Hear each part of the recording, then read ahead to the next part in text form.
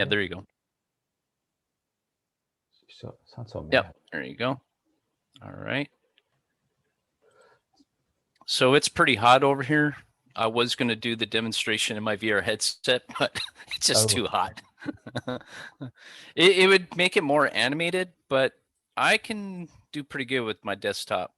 Yeah, no, it looks great. Yeah.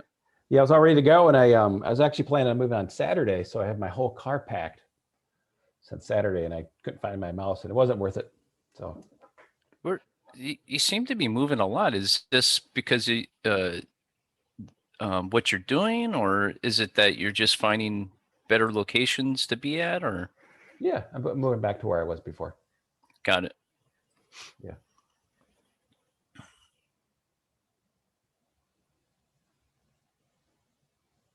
Yeah, so we're getting ready to close in on a contract with the client, and it's like, when they say yes to you, they're like, and then they're like, okay, yeah, I'll, let's do it, and then all of a sudden it's like you don't hear from them for a couple weeks, and you're like, oh yeah, we're gonna. So I'm like, that's why I've been doing a bunch of videos and keeping them, engaged and stuff. Let me share the computer audio. Can you hear my sound? I can hear your sound, yeah. Okay, so you can hear me talking. It just, you don't hear the background sound, right? No background sound. Okay, got it. Let me take that out. No, I'm moving to where I was because I'm right next to downtown where all my first projects are going to be. So I'm like 5 Got minutes. it. So now I don't have to drive an hour to go get there. Got it. So how's everything going on your side? Are you getting a lot of connections? Are you getting a lot of leeway with what you're doing? Are people signing up? Yeah, no, it's a challenge. The hard part, I met with a big homeless group a couple of days ago, and they were super excited. Mm-hmm. But yeah, it's just a matter of you let them in. You should let them wait a little bit outside. Wait a little bit. Make them sweat a little bit. No, it seems like we're here now. It's amazing. I had a great conversation with Sanjeev. He's the guy that's he's the chief innovation officer for a robotics company. Okay. And he's going to be at Chamber of Innovators next month, our next speaker. But man, that's cool. So I think we're here now. It's just a matter of just launching. Yep. What's up, Dante? Hey, Dante, how are you, good sir? what up? Good, you? Fantastic. Hey, come on now. Look at that beautiful space. Oh my gosh. Wow. I'm being the camera guy right now. Yeah. Yeah, your new stuff's cool. Oh, Roy's coming today. Cool. You'll Okay, like Roy. hang on. He's actually Bobby's brother. Okay. Go ahead. We're recording it, so I don't need to bring the Firefly. Oh, Firefly jumped in.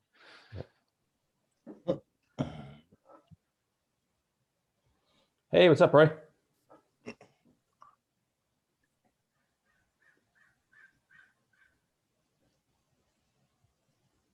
Yeah, looks good. So we already got someone wants to learn how to create an avatar.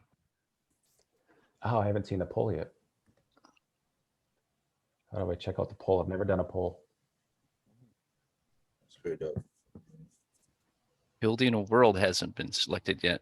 Oh, they're all coming in. Welcome, everybody. Everybody's going to be in for a treat for today.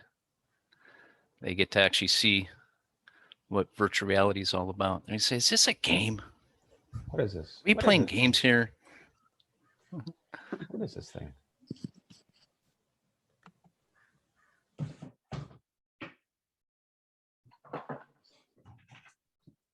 All right, we'll give it another minute or two, and a lot of people are sneaking on. Hey, what's up, Kevin? Good to see you, Todd. Yeah, I do. I'm excited to introduce you to the VR world. Thanks.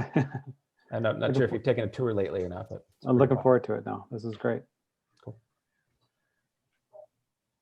I saw one of the very earliest VR demonstrations in 1992. at a conference I went out to in Palo Alto on Stanford campus. And so at that time, you just hopped on a bike and you drove through wireframe worlds. Yeah, it was really kind of fascinating at that point, but that was the early stages of it. Wow. It's changed a little bit since then, I bet. Yeah, dramatically. What was it like back then? I don't They had you just on like a stationary bike, and they had the screen set up in front of you, just to kind of give a sense of what this could be. okay. And again, it was just literally like wireframe buildings. So you can literally drive through the building, no Oh. consequence. But a totally different dimension back in those days. I mean, I had my first computer in 1990, so it was all of this is all really new. But Oh, cool. it showed you potential where it could go, which was fascinating. Got it. About 7 or 8 years ago, I did the Verbella demo when it was new at UCSD. And then about 2 years ago, I took a class in Verbella. And to be, in the class was really a mind blower. Wow. Yeah. Mhm. Yeah, I'm excited today. Yeah, we'll wait. I think, let me see you jump down here. I think we're all good. Why don't we just jump in? I know we only have an hour and make sure we're done at 1 to respect everybody's time. But cool. Well, welcome everybody. I'm excited to be here today. And yeah, I'll just, I'm going to go ahead and just share my screen here quick, just so we can have some kind of a working function today. So we stay on task and we cover what we need to, but. Binders over here. Oop, there we go. Don't we just take these ones or don't make up more? Trying to get the zoom out of the way. Wow. Take that. It's amazing. I'm moving back closer to my projects and I don't have a mouse. It's really hard to navigate without a mouse. Yeah. It's the weirdest thing. But just so we're getting, oh, cool. Knew Andrew was coming. We're actually going to just jump in today. We're going to be talking from 12 to 1. I hope you can make it the whole time. We're going to be just having a special guest today. He's actually a world builder in VR. And a few that haven't seen VR in a while, we get to see some of the new work in a company called Sansar and their platform. Get to introduce Robert in a second. And just so you know, every Monday we're going to be having our VR for Good Tribe call. It's going to be every Monday from 12 to 1. And we are open to speakers if you know of anybody or any ideas. And it's just related to VR and XR and of course augmented reality only. XR is mixed reality. It's just related to that. And there can be a lot of really cool and interesting people coming on. And it's fun building this over the last 1.5 years, 2 years, and to actually see it grow now where a lot of executives may be interested in popping on and learning all this stuff. So it's fun being there and super excited. I'm actually moving this weekend. That's why I'm in a t-shirt, but actually I'm moving to be closer to some of my first projects right near downtown San Diego. So excited to get going. And we're actually launching our first projects. And the reason I'm so excited for all of you to be here, especially some of you new people, is really you're the ecosystem. A lot of this is we're going to need help. We're going to need project people to do the work. And I know I'm excited to get some of you involved. And real quickly, as you know, we have Chamber Innovators every month. It's it's actually approaching like 12 local San Diego chambers now. Looks like we may be moving into Upper New York, possibly Ontario, Canada now, and other chambers. And we're just going to white label our program where chambers can jump in and present us as their innovation. But I'm excited as we move forward. Sanjeev, he actually works for Connected Living. It's a senior living organization. He's going to be talking to us about how robots actually can create such an impact at a personal level to someone in senior living. He's going to be talking about that. And if you're wondering, is the world really changing? And the answer is yes, because I'm from central Minnesota, 4 or 5 years ago, like Kevin knows. And then I move out here and all of a sudden I'm selling robots. Like who would have thought I'd be, working on selling robots in the hospitals this summer or this fall. So super excited, but this is our first big one. So if you can just invite people, there's a lot of executives. I know a couple of superintendents from school districts may be attending. So it's a big one for us. So if you know of anyone, you can bring your friends. We got a cool speaker coming up.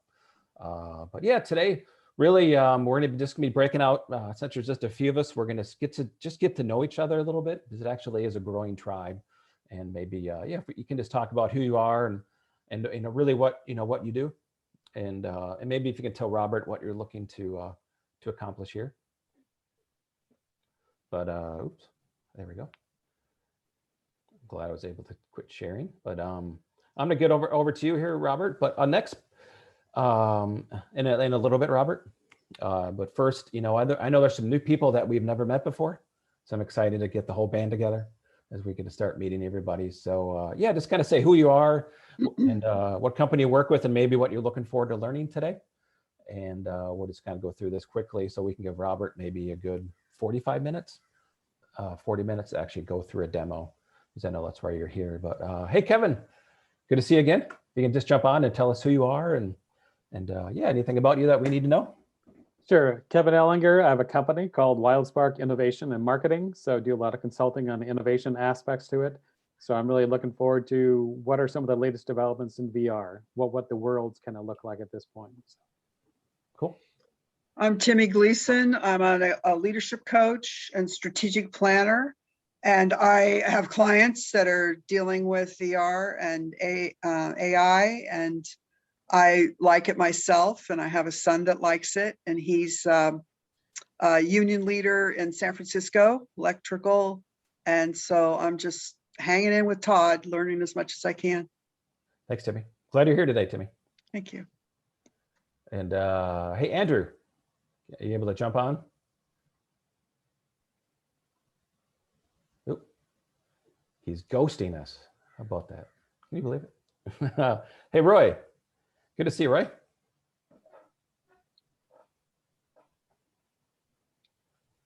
Well, Dante's not ghosting us. Why don't you go? Oh, hi. Dante. Oh, hi. I Hey apologize. there, I Dennis. was walking in my backyard here, so I'm a little sweaty.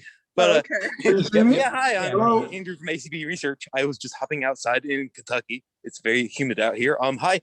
I do VR AR. I am the track captain for the virtual and augmented reality track at Dallas Startup Week, which is happening in August 1st through 5th. And we will be talking about consumer research in VR, talking about studying food and beverage and using things like eye tracking and robotic technology to gather data from consumers for food and beverage, things like that. Right. Cool. Thanks. Thank you, Andrew. It's great getting to know you the other day. And it's amazing what's possible now for a company to do research in a virtual reality simulation. It cuts down the cost so much. And it's fascinating how we're going to go from like nobody does it to like it's common in just a very short period of time. So it's fun to have people like Andrew on the call. Because all of you today will learn from him, the next upcoming weeks about what's possible. Hey, Todd, I was just muted. Hey, Roy. Didn't realize it. Oh, no worries. I knew you were there. And yeah, forgive my attire. We're selling our house and we're moving too. So I'm just taking a quick break here and just scooted everybody out of my little concave here. But hi, I'm Roy Landers, and I'm an attorney and been practicing law in San Diego County for several years. I also sat on the bench for a while as a pro tem judge. Worked with Todd for quite a while now, and I'm also the business leader and teacher for the Rock Church for Biblical Principles for Business Success. So we teach people how to take the Bible and apply it to business, and that's how Todd and I got together. And my sister, I introduced Todd to my sister Bobby, who was a PhD nurse, and I think that they've been working together to bridge the gap for home health care and et cetera. So I'm what you call a facilitator, and just do what I can now at this age to support people in what they want to do. Cool. Thanks, Roy. Yeah, I'm glad you're here. Yeah, I think Bobby's coming today at some point. Let's see, Oh, okay, great. Yeah. I think we covered, yeah, everybody knew. I know, why don't we jump to you next, Dante, to say hello. What's up, Dante? Hey, what's up, man? Hey, how's everybody doing? My name is Dante Bennett. I work with Ben Creative, where we connect businesses to their clients through video and VR experiences. So specifically what I've been working with Todd on is creating 360 video content for businesses and specifically hospitals to help patients connect with family and helping people feel like they belong regardless of where they are. So it's been a wild ride working with Todd, and I wouldn't have it any other way. So glad to be here. Thanks, Dante. And what else we got on here?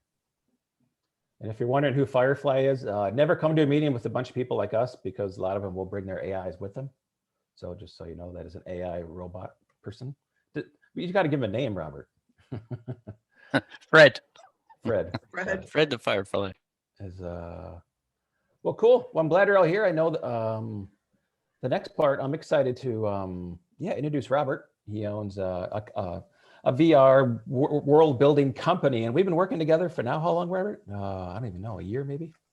About a year. Yeah. Off and on, and just excited to do this journey with people like this. I know I've known Robert for a little while, but it's so cool for me to meet people now, and even to have friends around the world and around the country that I would have never had maybe before COVID. It's just interesting how we started these Zoom meetings, and now I'm meeting all these people around the world, and it's fascinating. For me, it's such a blessing to actually know so many people that are just amazing. There's so many good people in this world. I think a lot of us just get stuck with who we know, and we don't. It's hard for us to get and create our own tribe, like Roy's taught me through the years. Is you get to be intentional now and go out and build your own group of people, and we've been able to do that as a team, and it's growing quite a bit. So I'm excited for Robert to introduce himself and tell everybody a little bit about your background a little bit, and I know you're going to jump in and show us what is this thing called virtual reality. So for me, what would a VR homeless department, what would that even look like? What would they do, or a hospital department? So this next 45 minutes is to take it out of abstraction and to actually put it together where you can see it for what I've been talking about, using VR for good. But maybe someone like Roy now for the first time can see how he can bring in people from around the world, and actually they can join his workshop. So they can feel like they're there, and we can get rid of these stupid Zoom meetings, because there's an element of connection that we can have now, and that we can't have in any other way, because we all know the horror of actually somebody, closing the front doors of a church, closing the front door of a business, and we don't have to ever have that happen again because we have virtual reality. So yeah, without further ado, I'm excited for you to meet Robert today, and he's going to give you a tour here the rest of the way. Thanks, Robert. Thanks, Todd. So my name's Robert Carlisle. My background is actually food service. I went into the Army as a cook. I went into the prestigious units of being in the Rangers and Special Forces as a cook. So I was a support for 10 years, and I got out of the service and kept working for the government as a civilian contractor. And I worked for Nestle. Nestle had a bunch of contracts for the Pacific Rim, and I took care of those for about 10 years. And then I said, you know what? I think I'm ready for the food service to actually do my own restaurant. So I jumped headfirst into opening up my own full-scale Italian restaurant in Hawaii. I ran that for about 5 years. And then I realized that I wasn't very good at marketing. And I thought the franchise was going to do it for me. So I am basically on the pursuit of what is the best marketing solution on the market. There's so many out there. You just got to, stick with it and use it, learn it. And it's come to this where I felt like VR was the non-intrusive technology that you could use in marketing, to where it doesn't make someone feel like you're being intrusive on their privacy. So I was thinking, how cool would it be to actually, be in an avatar, and someone clicked on your link to go to your website, and there you are as an avatar saying, how can I help you? So this is where we're at now. So Todd, really appreciate you inviting me to this and allowing me to demonstrate some of the things that I've learned over the last 3 years with using virtual reality. Now, the thing is seeing this on the screen, it's not going to do its justice, because if you were in a VR headset, you'd actually understand how impactful and how powerful this tool actually can be, could be using for fun, could be using for business, could be using for virtually anything that maybe COVID-19 has stopped you being accessible to. So there's so many things that you could integrate virtual reality into. And by all means, anybody that's on, on this call here, don't hesitate, jump in and just put your thoughts on here. What I'm going to do today is just take you folks on a tour. And if you can, go to the top right-hand corner of your screen where it says View, and click on where it says Speaker View. So in that way, you're seeing the main screen. So whoever's talking is going to pop up on the screen. When I'm talking to my avatar, it'll actually basically be taking the full screen so you can see what is going on. So with that being said, I may go ahead and jump into my avatar here. So I'm just going to switch over real quick here.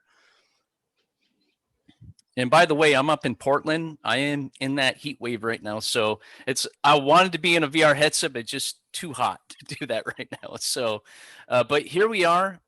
This is my avatar in this platform called Sansar. And just a little background about Sansar. If you haven't heard of Sansar, it started with Linden Labs. And that about 3 years ago, Linden Labs wanted to create a platform that could be basically like a platform that you could whitelist, become your own creator, create your own worlds, and design your own way, and then have it available to anybody that wants to come on the platform. So basically, what you're seeing behind me is everything that I've created myself. I've went into some of the things I'm going to say you might not catch on to it. I'll just explain what it is. So what I've done is I've used a software called Blender, which is an open free source platform that you can actually create assets from scratch, 3D assets. So this building that you're seeing behind me was all created in Blender. The tree that you see is all created in Blender. All these assets are created from scratch in Blender that you can bring into a world and create your own world in virtual reality. So with that being said, I'm gonna go ahead. I'm gonna be the camera guy here. I mean, actually navigate my avatar as well. I looked at the polls and everybody wants to see a tour. So I'm gonna give you folks a tour in this world, as well as I may jump into other worlds so you can see what other, designers have done with their worlds as well. So by all means, put messages in the chat. And if Todd, if you want to watch the chat, if there's any questions or something, we can address those right then and there.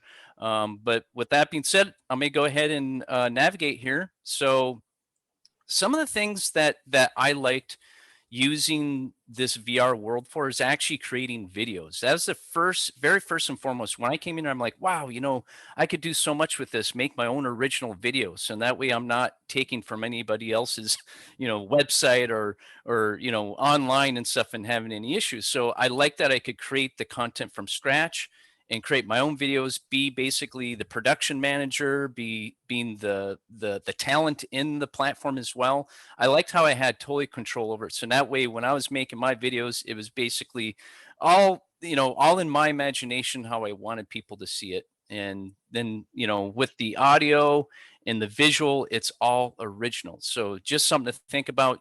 This is not just a platform that you can go in and be in an avatar, run around in, but you can also use it to create content for videos and stuff. So I know Dante is probably pretty excited about that. So I'm gonna go ahead and get started here. I may just roll. What I'm doing right here is I'm just rolling my mouse back so you can get a bigger view here. And I'm just going to do kind of like a little 360 view.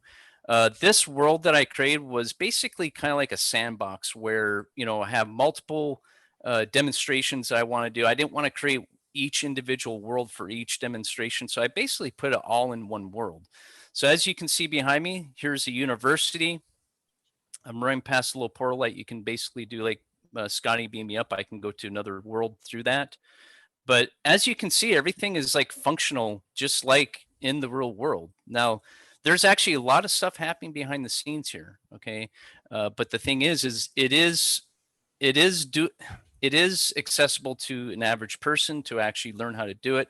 There is a lot of information in this platform on how to do things. But the thing is, I would say it took me 2 weeks just to figure out how to get my avatar into this platform and designed and then running around, let alone trying to bring 3D assets in here. So it does take a little bit of time. So the opportunity that I'm seeing out on the market is companies that will actually take this on and become like an actual concierge. Okay, where you actually design the avatar for them, you design the worlds for them to their specification and stuff.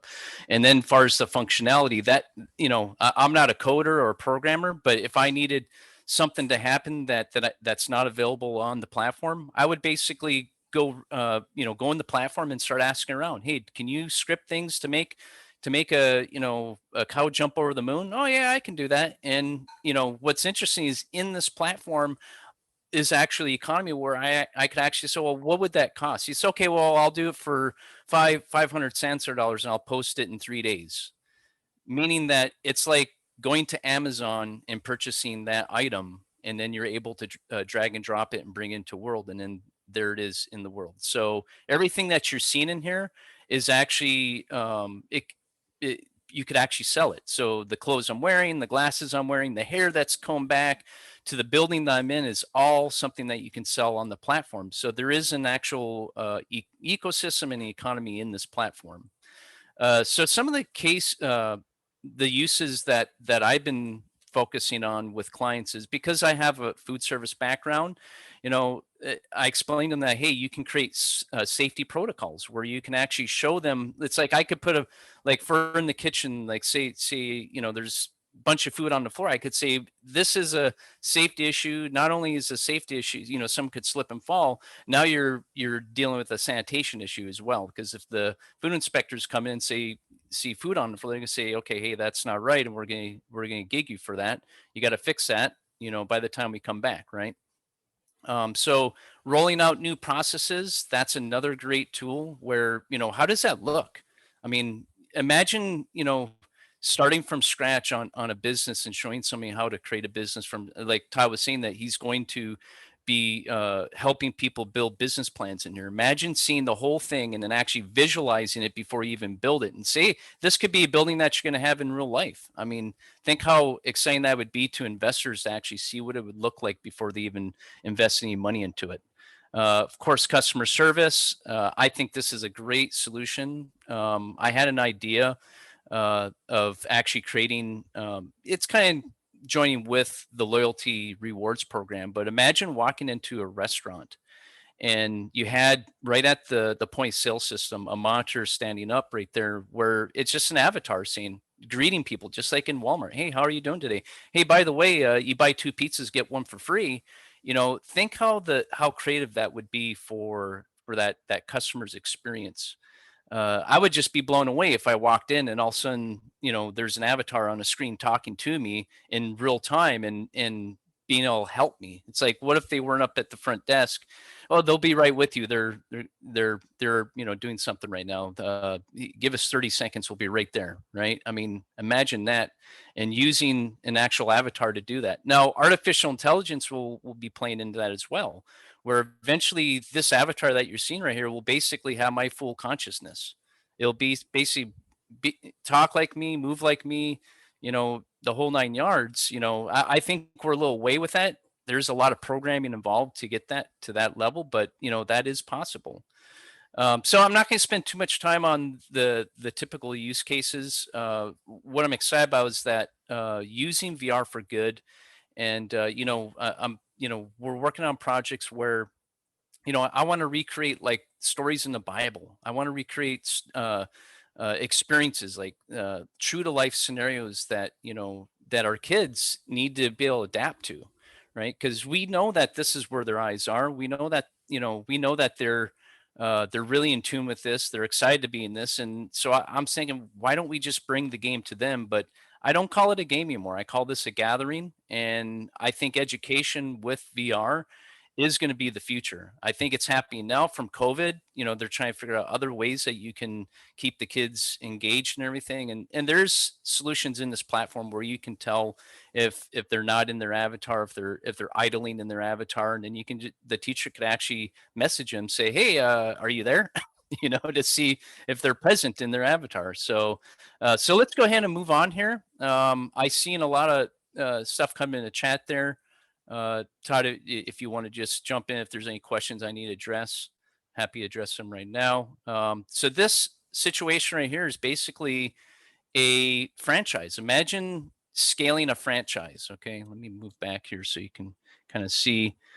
Imagine giving the franchisees the ability to actually train in the franchise before they even decide to put down, whatever it costs to buy the franchise name and stuff like that. I mean, think how exciting that would be to where they actually get hands-on, like, hey, try it before you buy it, before, are you sure this is what you want? And let them be immersed into it and say, yeah, this is exactly what I want. I want to own, a smoothie franchise, right?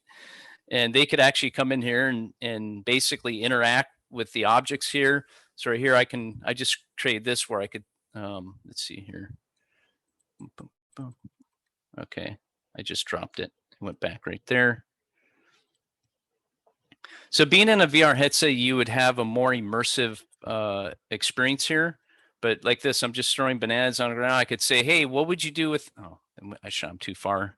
So there's a banana on the floor. I would say, what would you do? This could be a training scenario with an employee. You know, do you just look at it? Do you stare? Do you pick it up? Do you put it back on the table? Do you toss it in the trash? What do you do with it? So this could be an example that you could actually bring into, you know, for like a franchise on training or actually retraining. I mean, it can also be maybe it's a monthly training that the owner wants to make sure that everybody has refreshed in their mind what they need to do. You know, front of the house procedures, the back of the house procedures, all the way down to, you know, doing the front of the house, the training on the point sales system.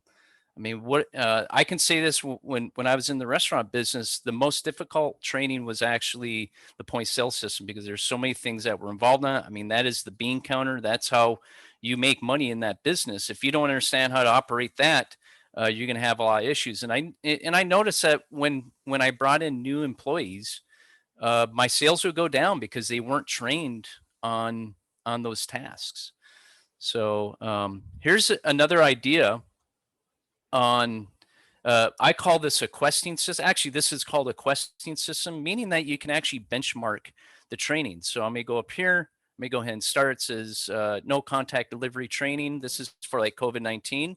It could be a block of instruction. I mean, this right here is what the universities are using to stay on course, stay on point with, you know, remote with the folks that are remote learning. It's like, you know, they know if they're going through the modules, they know if they're actually learning anything.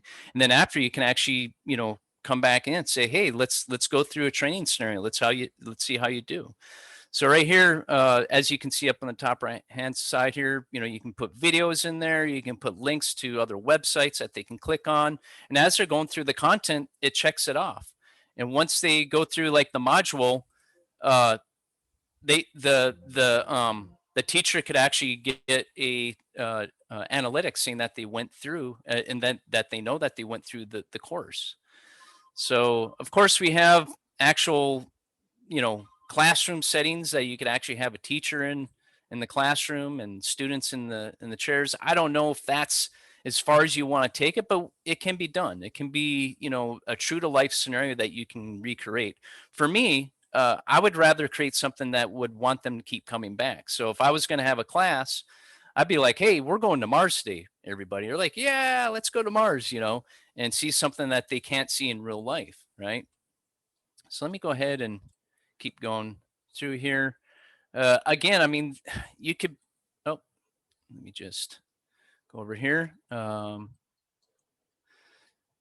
Again, this could be you in your business. This could be the face of your business. Someone coming into your business saying, "What do I do?" And you're like, "Oh, here, I'm here to help you around." You can be the guide of the tour. You can, you know, start that conversation.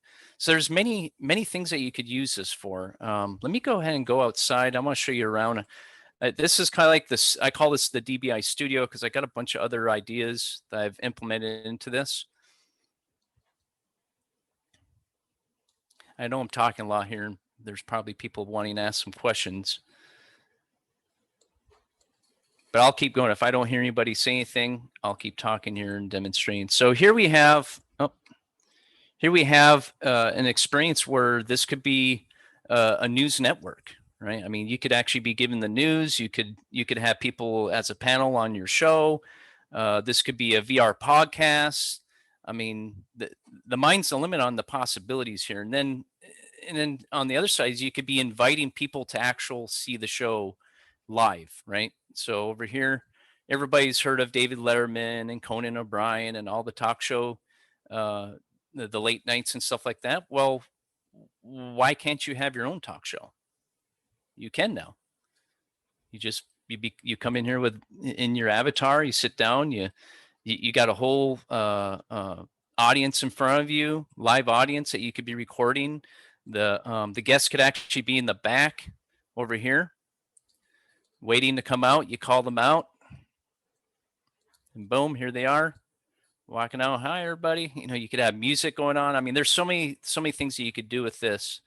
It's fantastic. So this is our talk show experience that we've created. Let me go ahead and jump over here.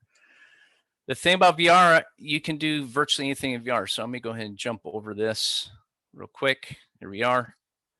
I just teleported up to the top.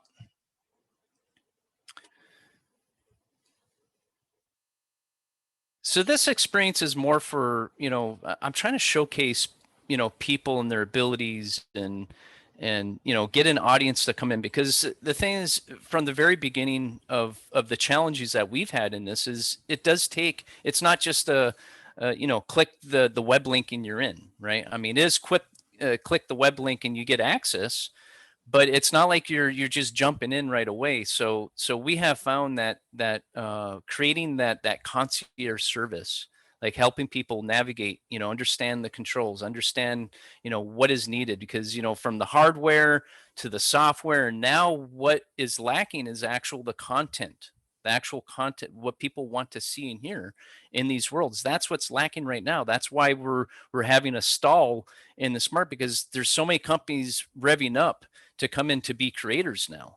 And this is where it's like starting now is, I'm telling you, if you start now in 10 years, you will definitely see why you need to start now, because this, I believe, will be the way we interact with the world. And when it comes to, not that we're trying to like separate ourselves from the 3D world, but the 3D world has so much that we have to do in order to make things happen. In the VR world, you're actually being able to be more effective and efficient on certain things. I can't say with everything, because I haven't dealt with every single situation that you could deal in the world. But for instance, say someone worked in a cubicle where all they did was type on a computer, and they ran a whole shop, and maybe there's 30 employees that they managed, right? I mean, now with the COVID, disrupting the way the 3D life is, you could actually virtually create, these cubicles in these offices, if that's the way you want people to work, and they don't have to be immersed in a VR headset. They could be doing this from their desktop, multitasking with other, tasks at the same time, being present in an avatar that they connect, basically like what was her name? She said that she was on Verbella.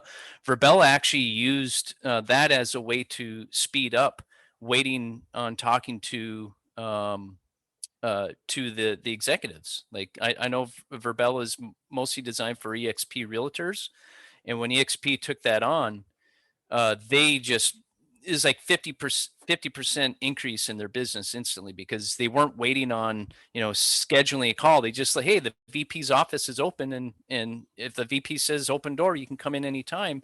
It's there. They're able to address all the issues there. So I see a bunch of people chatting, and I'm gonna let Todd jump in here while I just get over to the next demonstration here. Take a Go ahead, break. Todd. Good job, Yep. Robert. Yeah. Anybody have any questions as we watch Robert run?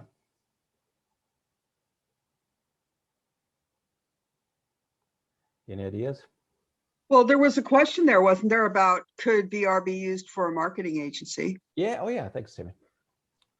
Yes, absolutely. Yeah, I was, thank you for bringing that up, because I was the one to put that in. This looks like to me something that could be, as you indicated, a game changer. And as you know, I have a marketing agency and I'm teaching others. So I'd like to know more about how you see this fitting in. I'm doing a lot of AI right now and putting together video scripts and et cetera, using the AI equipment. So I can see how that could be perhaps a happy marriage, but maybe I'm jumping ahead. I don't know. Great then- question. Yep. Yeah, and then one of the things that Verbella was doing that I thought was really interesting was selling office space. Yeah. So for $200, you could, rent 10 offices, and you could then resell them to people that didn't want to have 10 office spaces. Right. And I thought that was, pretty interesting. I actually looked at that, but it doesn't fit my model right now. But I thought, wow, if more people were Right. doing that, you'd have a community of people in a building with all these offices, and everybody could come out and talk to each other on breaks, or Right. have meetings out in the middle, but you had your private offices. And then I liked what you said, Robert, about being able to sell the glasses or the way you're dressed or the haircut. I think that is very interesting. Absolutely. As products, as products. Yeah. But I think if I was going to do this, I would need someone to get me started. I would need to hire someone that would get me started as quickly as possible and then give me a chance to learn it myself. Yep. So is yep, all yep. this platform, is it the primary one Blenders? Where you're creating the Yeah, good question. aspects to it?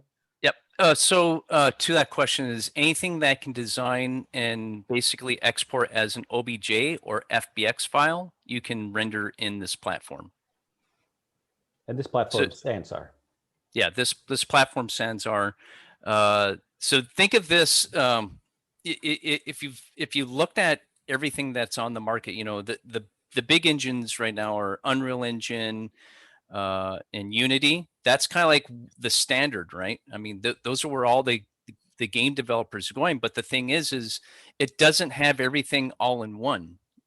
Meaning that right now I'm talking through a voice.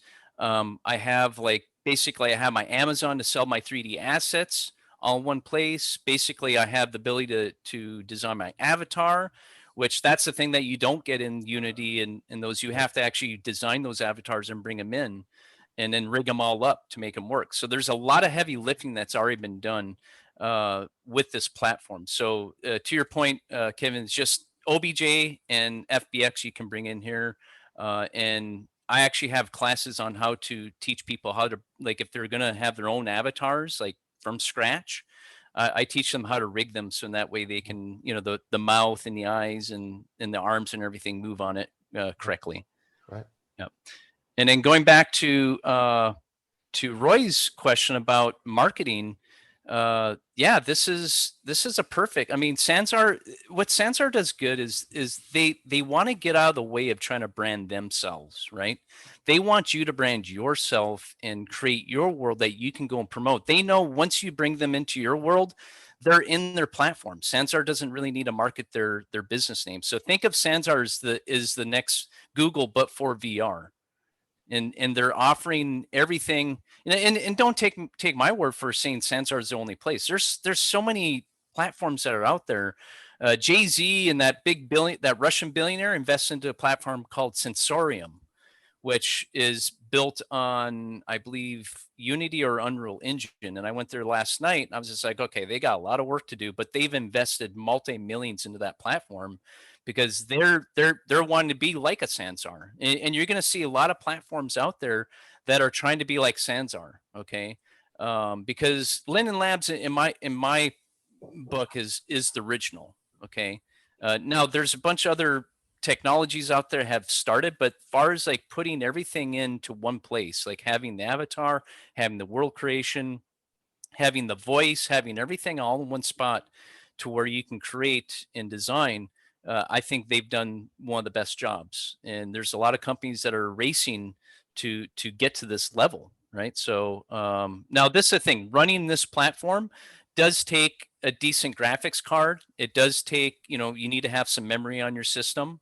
And then if you want the full VR experience, it needs to be compatible to a VR headset. So anybody that I recommend doing this are like, oh, I'm all excited. I want to do this now. I just tell them, make sure when you get any of the, I'm happy to go along and see if your equipment is compatible. And that's part of our service that we provide. But most important is I just say, make sure it's VR ready. Anything that you buy, if it's a laptop or computer, just make sure if you're buying it from like Office Depot or Best Buy, you say, I want this system to be VR ready. That means that it has the graphics card in there in order to push a VR headset. Okay, now seeing that we're talking about hardware and all that kind of stuff, I just want to mention I highly recommend getting the Quest 2, the Oculus Quest 2. And the reason why I say that is because Oculus, I think, has the most, I think, credible, and I think they have the best quality games that are on the market, or I don't want to call them games, the best solutions for VR technologies.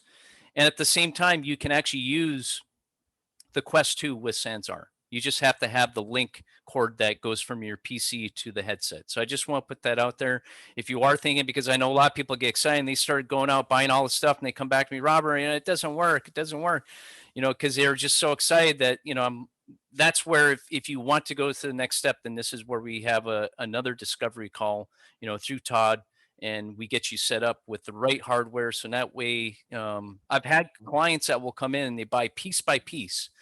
And then they realize like, oh, I should have just bought this package over here and it would have saved me $500, right?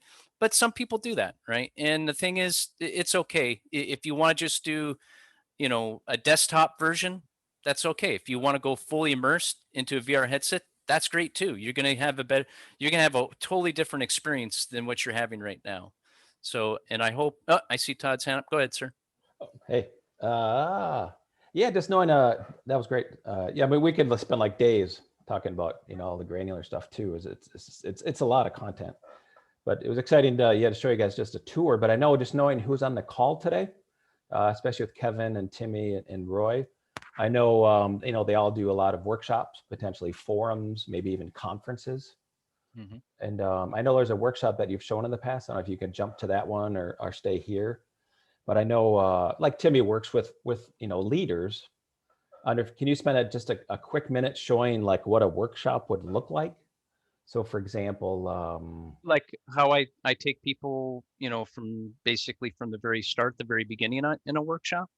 no, just a quick view. I think you did a little bit, but the idea of just, so now we don't have to fly everybody to Vegas anymore. Do a Oh, yeah, trade yeah. show.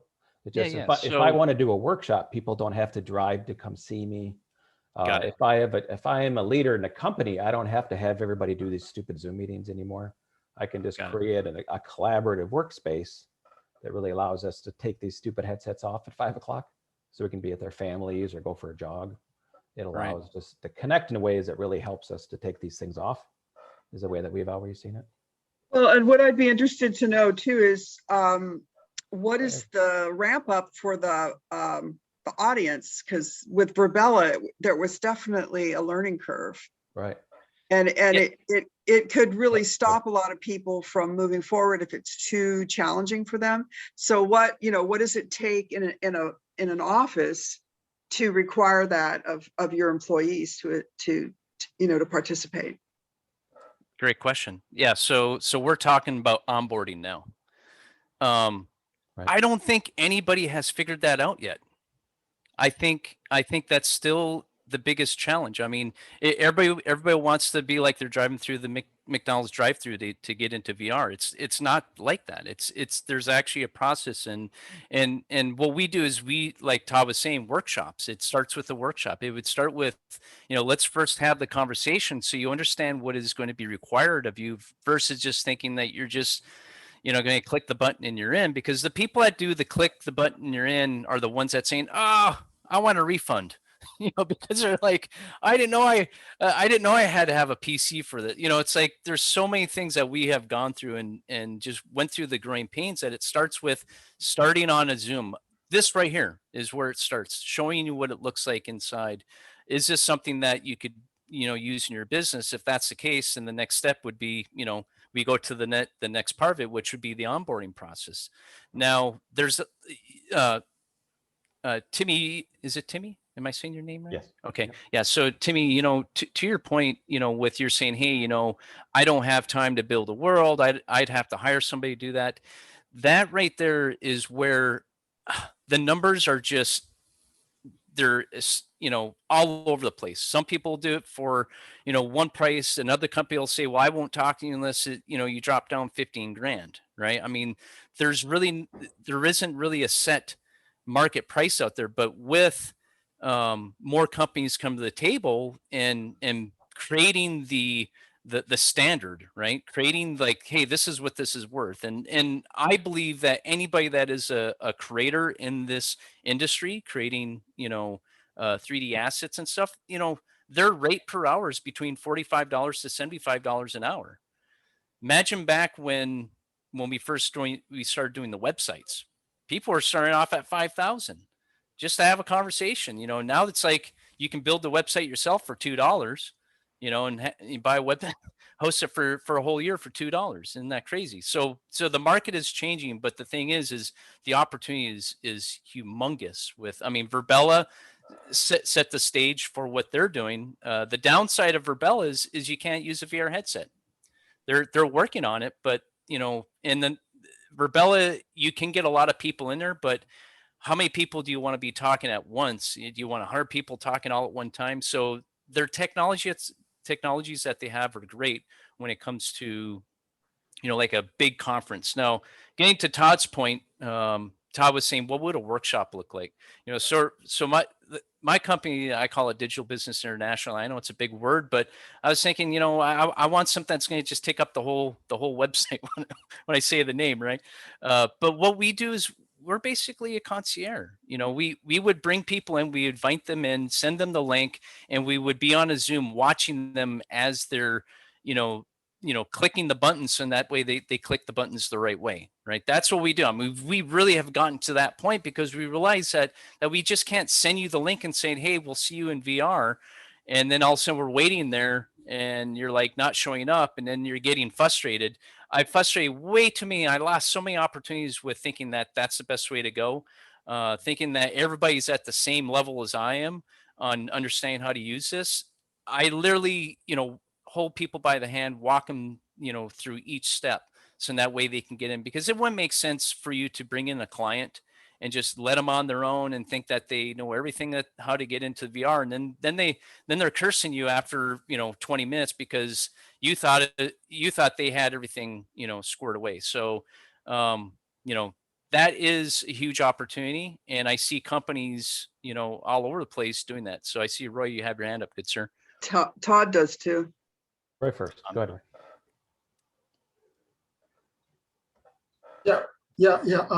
Can you hear me? Yep, we sure Okay. can. Yeah. Robert, one of the things that, from a marketing standpoint, and I'm sure you know this, that let's say small, medium, and even large businesses, they don't want to be distracted with a lot of the technology and et cetera. They just want to know enough as to whether or not it's going to be feasible for them to get involved with it. So Right. my question is, I look at this from more like a DFY, like a done for you kind of a situation. So to me, that's a huge market from a marketing standpoint, that you give them enough information and you educate them well enough to know that this is something that they can trust to put into their marketing regime.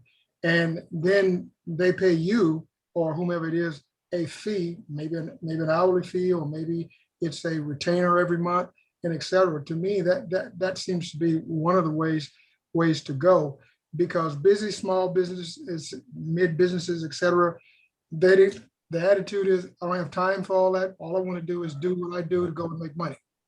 Right. Does that make Yep. sense? Yeah, Yep, absolutely. absolutely. Yeah, Yep, but there's- I mean, to your point, Robert and Roy, eventually people are going to realize they do have the time and they have to make the time, but it might be a couple years, right? Right.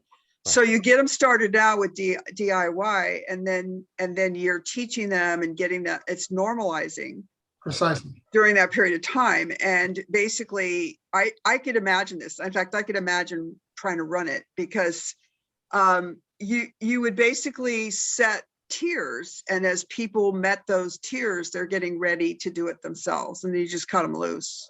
Yeah, you just sort of upgrade them or up level, and then Right. you But that drop off. becomes part of your selling, your right. business solution, is that, okay, we'll do it for you for a while and it's going to be expensive, but then at some point you can take it over and you can reduce the cost. Plus it'll be probably cheaper by then anyway. Right. And you'll be in the forefront of your industry.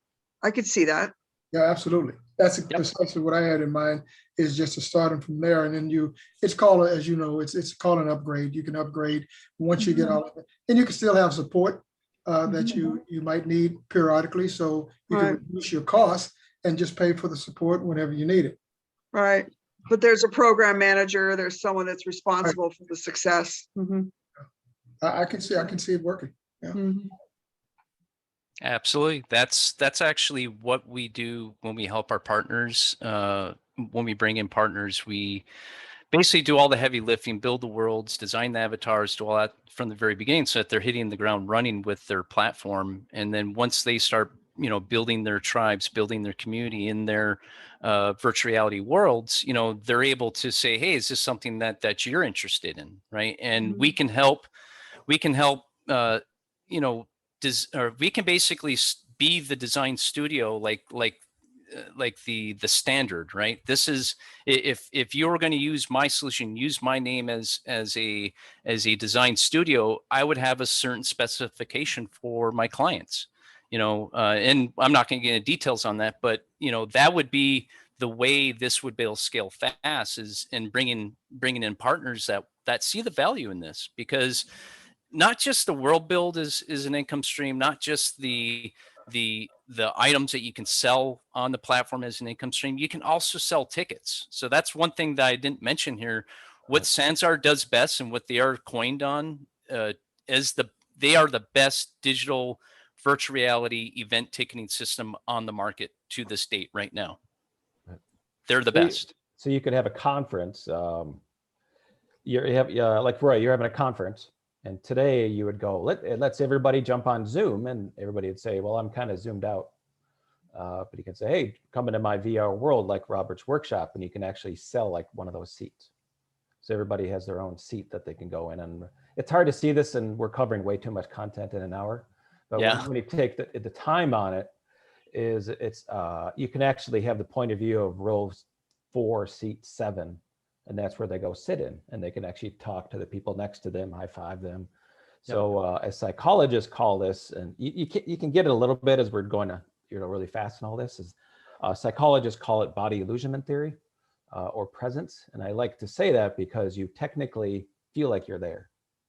And to cover Andrew's notes real quick too, is, you know, that's a whole nother conversation. Andrew, we'll cover all that later. And yeah, there are other realities, you know, mixed reality, holograms, and extended reality, remote realities. This is just one very small thing called virtual reality.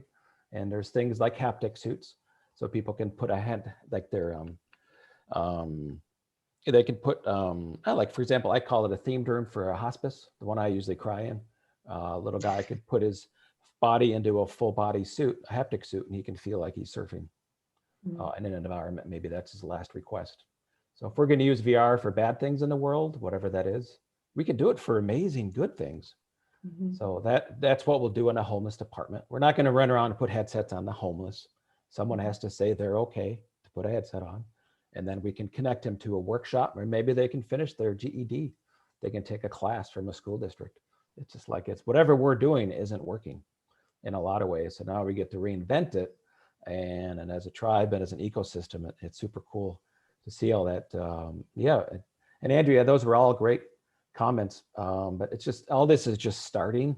It's fun. It's like Dante and I were talking the other day. It's kind of like somebody introduced us to the internet a couple of years before it really started. It's probably something to where we're at.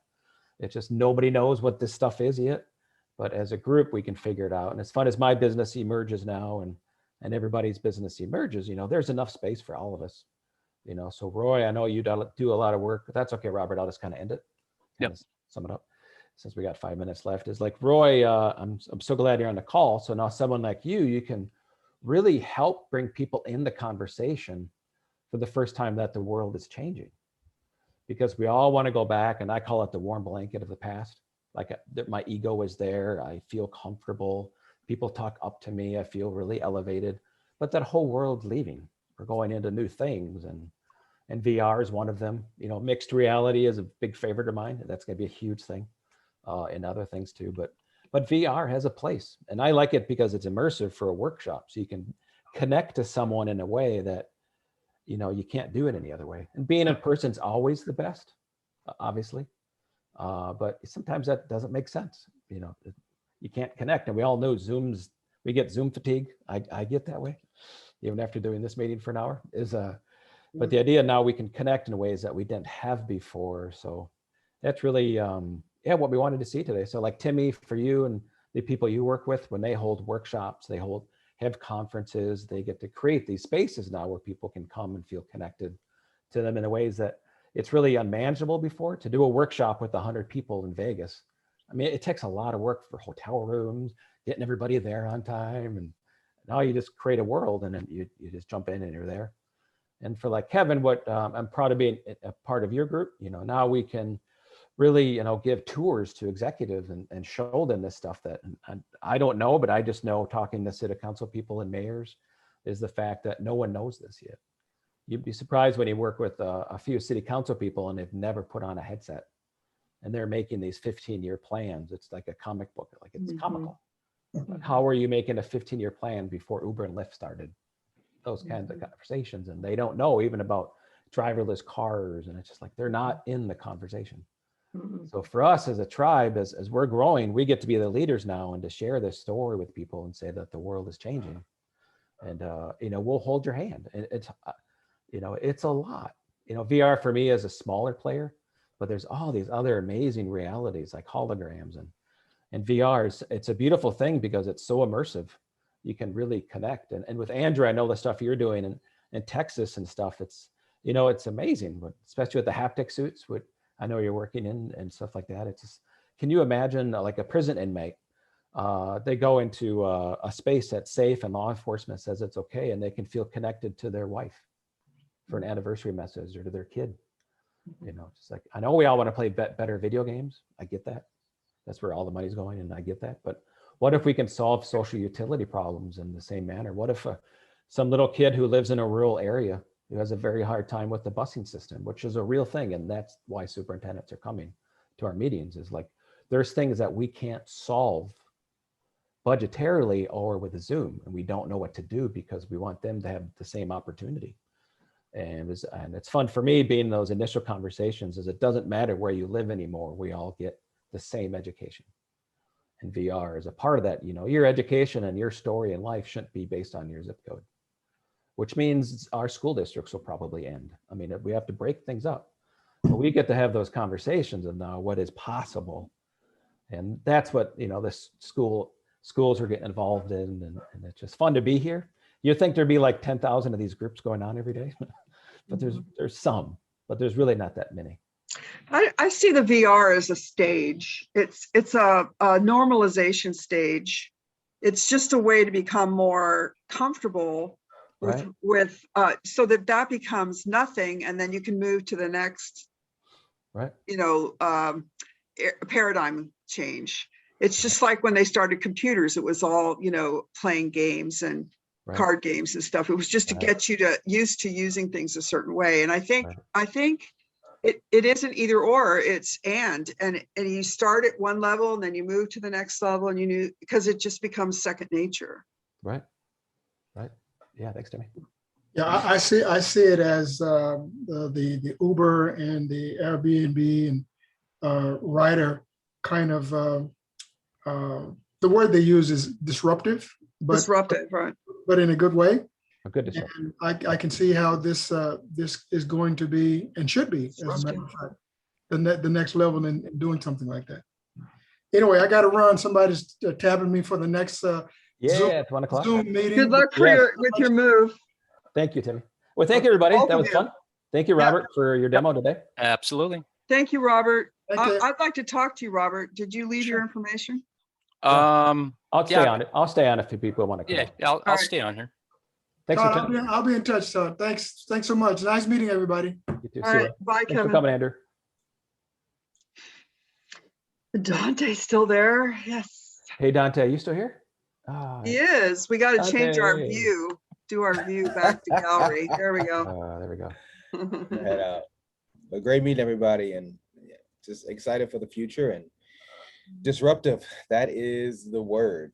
But I think something that me and Todd have been talking about for a while is, being at the front of it. It's like being at the front of a wave. If you catch it just at the right moment, then, you do the hard work in the beginning, the paddling. But once it starts taking off, like you're ahead. So. And then the paddling also fails at first, right? It doesn't always. Yes, come on. I've been there. Yep. And you have to get better and better at it. And as you do. Yeah. That's it.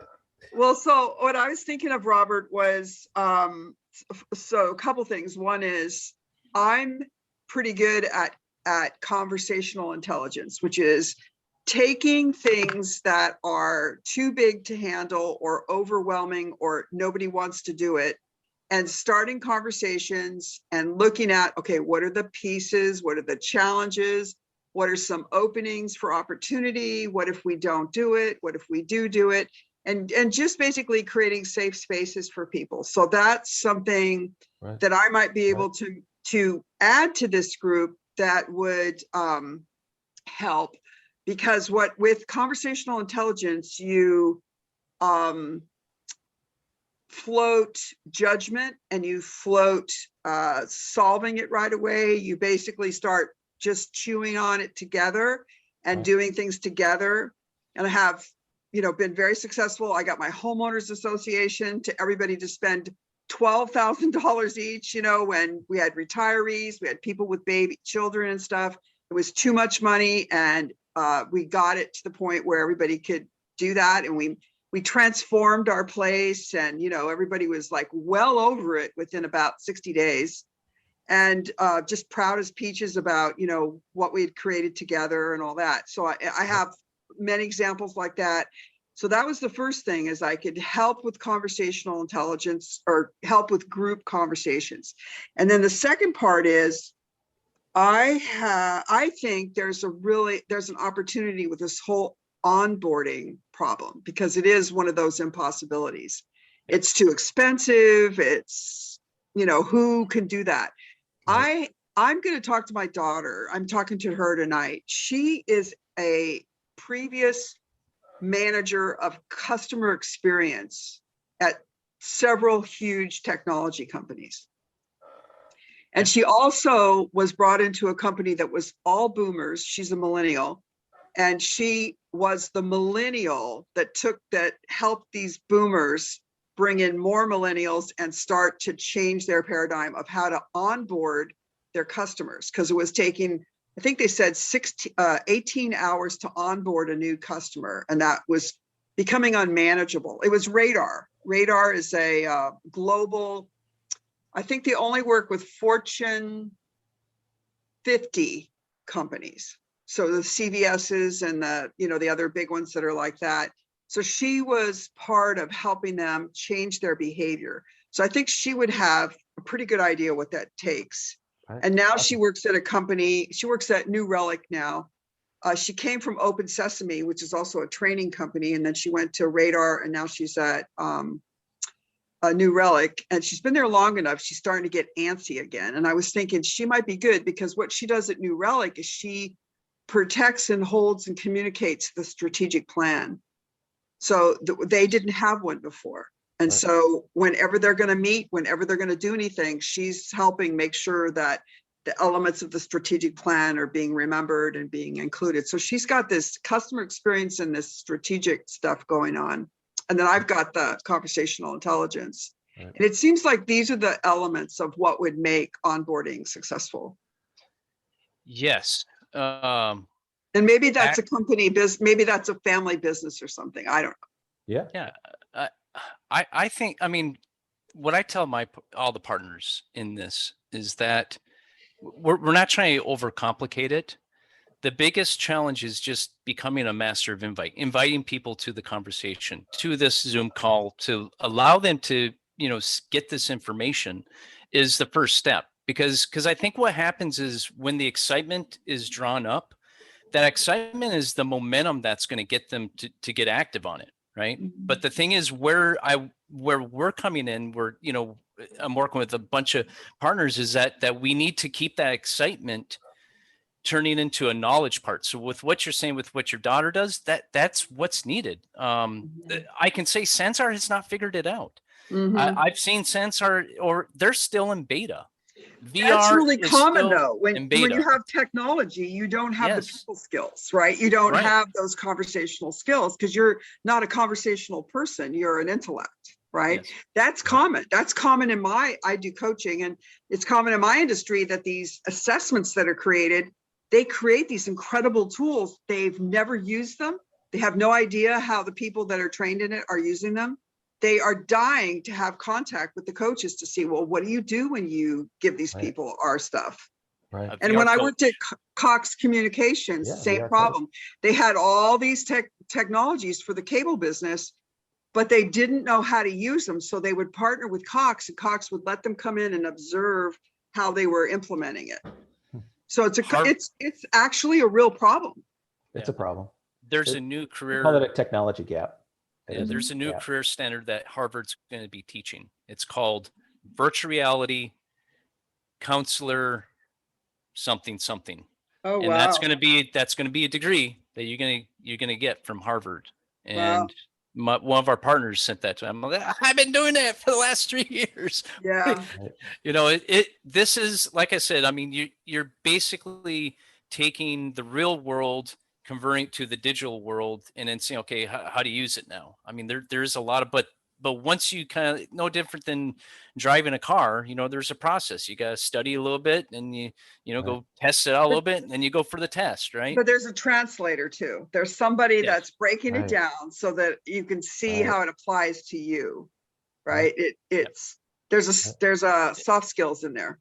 Timmy, what is it that you do again? Right. I'm a strategic leadership coach. I coach civilians on military bases and engineers at huge global companies, Wow. often related to automotive or space. And I coach them on, many of them are promotable, but they have personality issues with communication and strategy and that kind of thing. So it's kind of working, or they're become really impatient because they're under so much pressure. And so they piss everybody off. And so how do you help that person? Sounds like me. Yeah, well, it's really classic stuff. They're I mean, they're saying I have like my, not a temper, but it's like I have Yeah. patience to a certain Yeah. point. But then when I'm like redoing the same thing over, I'm like, okay, that's it. right. I throw the book at them. Mhm. And a lot of people that I work with are really intelligent. And so the more intelligent you are and the clearer it is to you, the more impatient you are, because it's like, I don't have Right. time for this. I already know what to do. Just do what I told you to do. Right. So let me get this out of here. Come on, go away. Oh, well, it's not going to go away. All right. So so it's helping them get promoted, and I'm really good at getting them promoted. Like I remove barriers really fast and they get promoted. And so that's what I'm doing. But I also have a sideline of helping people find their purpose in life. Nice. So So that's, is this like freelance and the side hustle that you guys, you're freelance? Yep. Got it.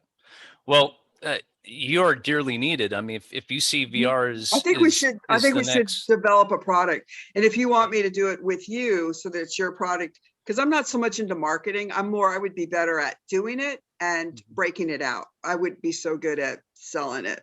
I mean, well, I can get people excited about it, but Right.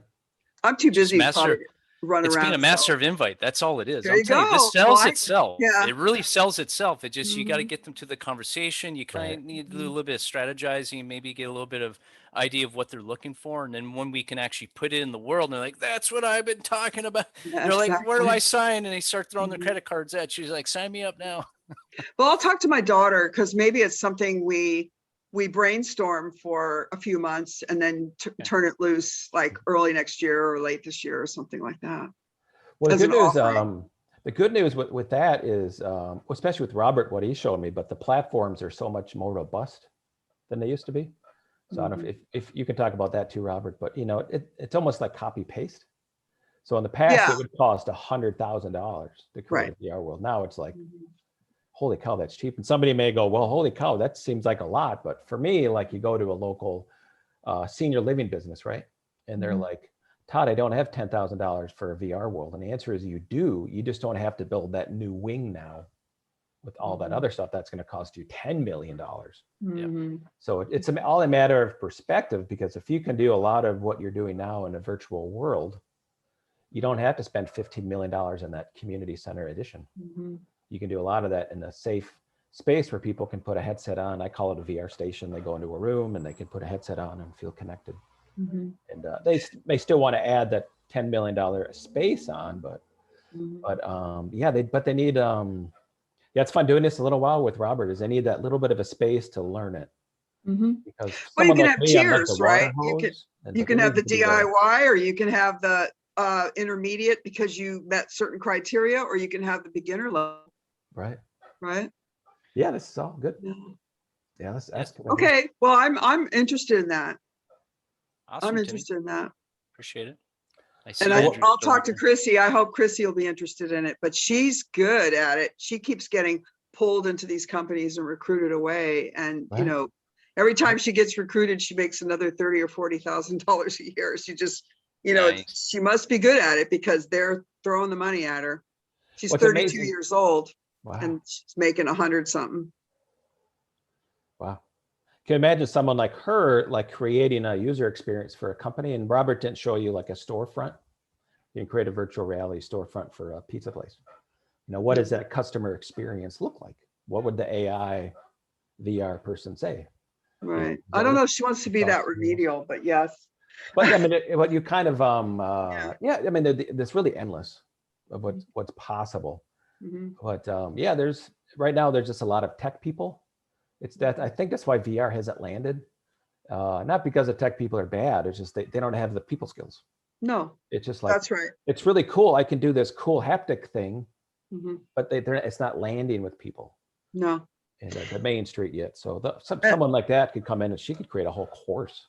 Yeah, which you know how to break it down. That would be really helpful. And then my son is in charge of the electrical union. He's number 3 guy at the electrical union in San Francisco, and he's extremely interested in virtual or AI. Right. And he's looking for how to, you know, innovate that in the future for the electrical union. So that's another person that I know that we might be able to engage. Maybe not this year, but he's totally interested in it. It's coming. So in. what's cool about this platform is we can actually wire a AI node into this avatar, because Mhm. all it is a software that you'd be running into this, and it just run it into the vocal mic, right? So I Yeah, asked I'm if it's looking at a possible. cartooning thing called Beyond that does this, where you just speak and it copies. Mhm.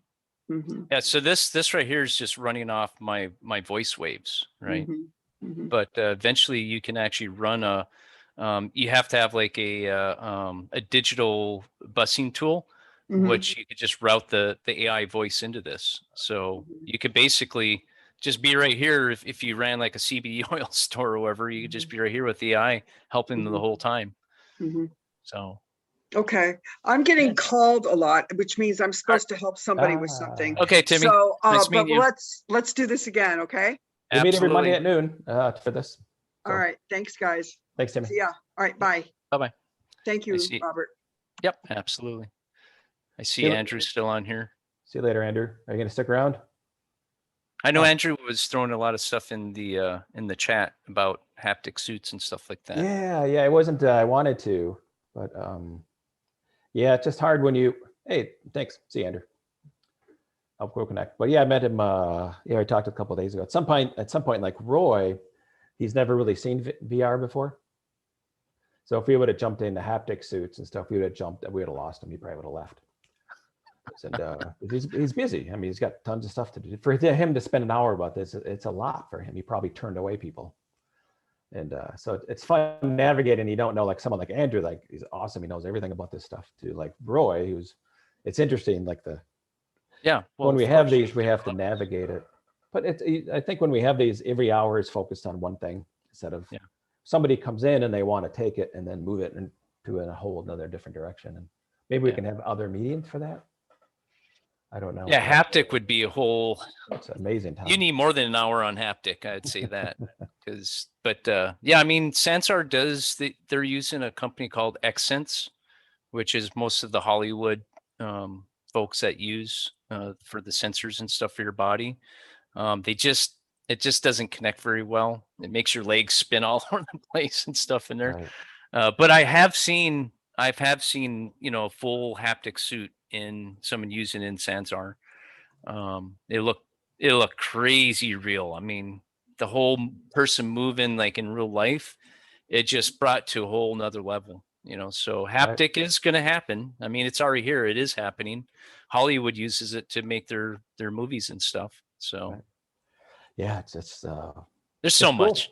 I know I'm it's gonna hard to. Todd, I'm gonna stay in my lane, which is building VR storefronts, VR, meeting rooms like that. That's where I'm gonna stay because I think that it's a huge market.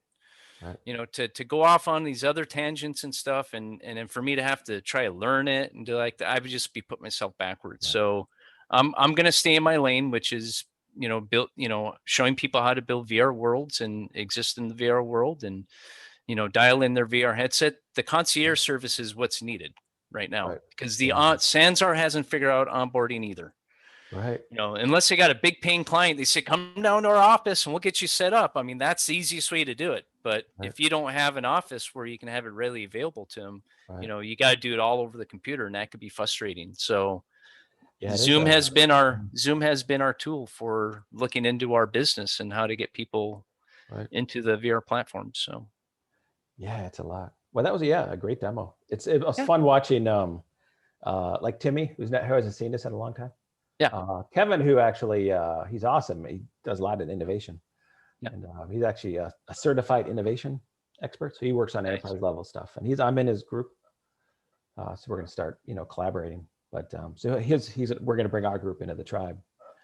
But it was fun watching his eyes and stuff. It's funny. Like we're in this every day.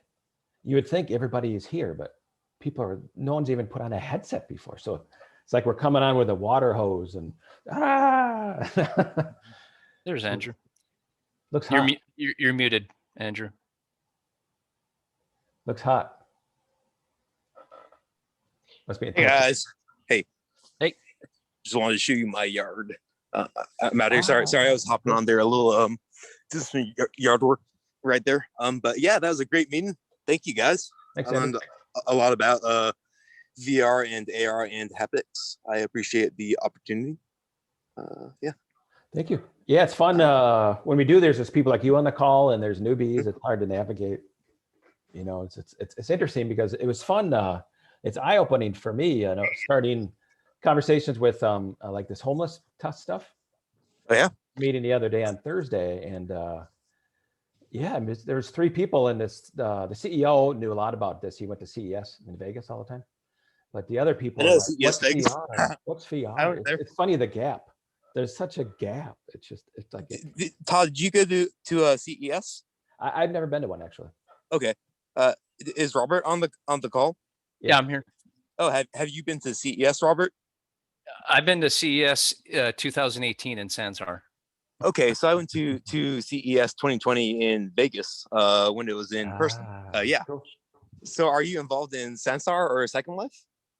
I won't go into Second Life. I'm Okay. I'm kind of like Sansar is my home. It's been, when I first started 3 years ago on what is the best tool, everybody pointed to Sansar, and when I got there, I was like, man, I don't get a headache anymore now looking at the screen because the graphics are a lot better than all the other platforms I was on. So I started in Roomy, then I went to AltSpace, then I went to Verbella. I've been to all of them, and then when I got to Sansar, I'm like, this is like the best. But I realized you have to have a really high-end computer to run it.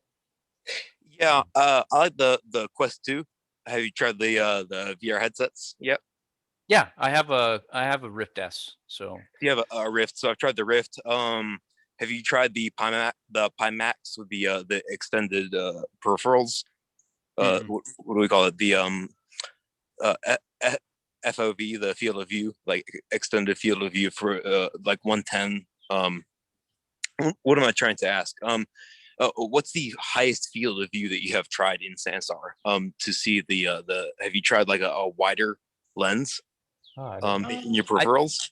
I'm not sure. I think I can adjust it on my VR headset to have it go more peripheral on the sides. Because that's where I am at with VR goggles and Hope we're losing you a little bit. That's a cool robot. Sorry, I had some trouble. Yeah, you're breaking up, Andrew. Breaking up, Roger. Thinking about this stuff, but when I try to match in front of my eyes like that, right, with 110 degrees, and when